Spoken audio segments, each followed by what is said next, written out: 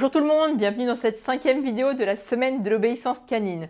Alors nous avons déjà parcouru beaucoup de chemin ensemble et aujourd'hui je voulais vous révéler le secret qui permet de transformer 100% du temps où vous n'avez pas le temps d'éduquer votre chien en un temps d'apprentissage grâce à une des bases de l'éducation canine positive.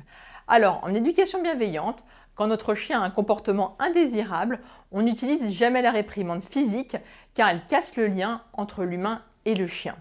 Le chien n'obéit pas pour les bonnes raisons dans ce cas-là, mais pour éviter la correction physique. Ce n'est bien évidemment pas la bonne motivation.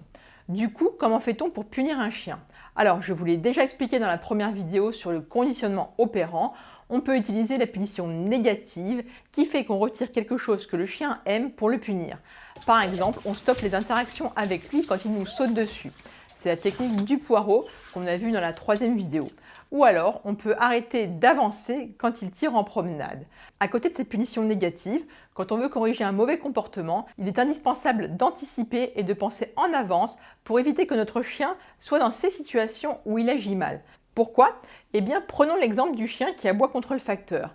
Le chien voit le facteur arriver, il aboie dessus et qu'est-ce qui se passe? Le facteur part. Qu'est-ce qui s'est passé dans la tête du chien? Bam! Le chien s'est auto-renforcé dans ce comportement d'aboyer, car ce comportement a fonctionné pour lui. Il aboie, la menace qu'il voyait arriver part, donc ça marche, c'est QFD. Et qu'est-ce qu'il fera le lendemain et le surlendemain? Eh bien, il aboiera et il aboiera encore. Donc, si vous n'avez pas le temps de vous occuper de votre chien pour lui apprendre à faire autre chose, anticipez-le et empêchez-le de s'auto-renforcer en mettant par exemple des canisses, des stores, du papier collant opaque, etc. Et là, vous n'êtes pas là, mais votre chien ne se renforce plus, il apprend donc autre chose. Pareil, si votre chien vole de la nourriture sur le plan de travail de la cuisine, ne laissez rien traîner. Non, ce n'est pas un abus de faiblesse, c'est le début de l'apprentissage en l'empêchant de s'auto-renforcer. Car s'il vole et s'il peut manger quelque chose de bon, eh bien il y a 100% de chance qu'il recommence encore et encore.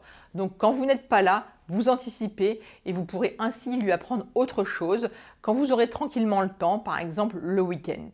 Voilà comment on transforme 100% du temps où on n'est pas là en un temps d'apprentissage, en anticipant pour éviter les bêtises qui auto-renforcent votre toutou.